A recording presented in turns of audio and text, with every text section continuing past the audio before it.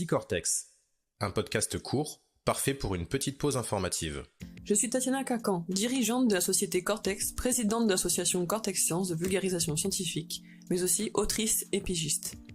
Aujourd'hui, on va aborder une question qui revient souvent dans mes discussions, particulièrement avec ceux qui ne sont pas directement impliqués dans la recherche. Qu'est-ce que la valorisation scientifique et pourquoi est-ce si important ? La valorisation scientifique, c'est avant tout une démarche visant à rendre les résultats de la recherche utiles et accessibles à la société. Trop souvent, des découvertes majeures restent confinées dans des articles spécialisés ou des conférences académiques, sans impact tangible sur les problèmes auxquels nous faisons face au quotidien. La valorisation permet de sortir de ce cadre restreint et de mettre de la recherche au service des citoyens, des entreprises, des politiques publiques. Elle sert aussi à attirer des financements, que ce soit publics et un moteur de nouvelles idées. Lorsque la recherche est valorisée, elle montre son potentiel concret et son impact potentiel sur l'industrie, l'environnement ou la santé, ce qui peut attirer des investissements, des collaborations et des partenariats. Enfin, la valorisation est essentielle pour la visibilité et la reconnaissance du travail des chercheurs. Dans un secteur souvent très compétitif, être reconnu pour l'impact de ses travaux peut permettre d'influencer les décisions publiques, orienter les politiques de recherche et de développement, et favoriser des changements dans les sociétés. La valorisation de la recherche ne se fait pas en un jour, et implique plusieurs étapes fondamentales, notamment la rédaction de publications accessibles. Il est crucial de rendre les résultats de la recherche compréhensibles, non seulement par des spécialistes, mais aussi par un public plus large.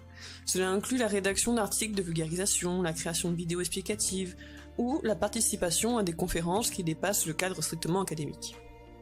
Les partenariats avec l'industrie et la société civile. La collaboration entre la recherche académique et l'industrie est essentielle. Par exemple, la biotechnologie, la santé ou encore les nouvelles technologies peuvent trouver des applications concrètes dans l'industrie si les chercheurs sont ouverts à des partenariats avec des entreprises ou des ONG. Il faut aussi protéger les découvertes. Il est primordial de sécuriser les innovations grâce à des brevets ou des droits d'auteur.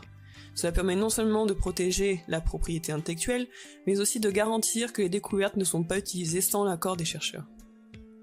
La diffusion des recherches. Pour que la recherche ait un réel impact, il est essentiel de diffuser régulièrement les recherches, que ce soit par des biais de blogs, de podcasts, de conférences, de publications dans des médias, grand public, ou via les réseaux sociaux. Cela permet de maintenir une connexion entre le public et de diffuser l'information au-delà du cercle académique. Bien que la valorisation de la recherche soit essentielle, elle rencontre des défis importants.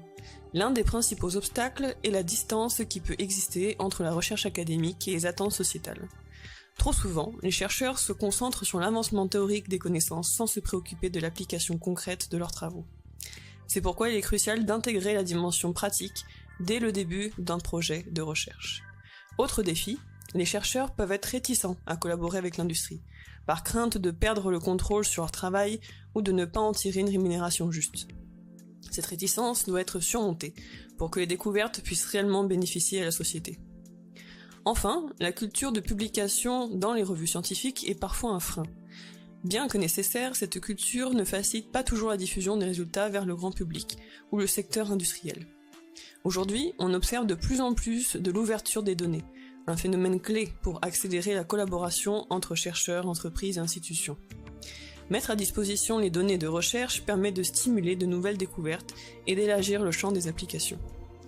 Les recherches interdisciplinaires sont également en plein essor. Elles permettent de résoudre des problèmes complexes qui nécessitent des approches croisées, comme l'intelligence artificielle ou les sciences environnementales, en faisant intervenir des experts de plusieurs disciplines. À bientôt pour de nouvelles réflexions sur le monde de la recherche et de l'innovation.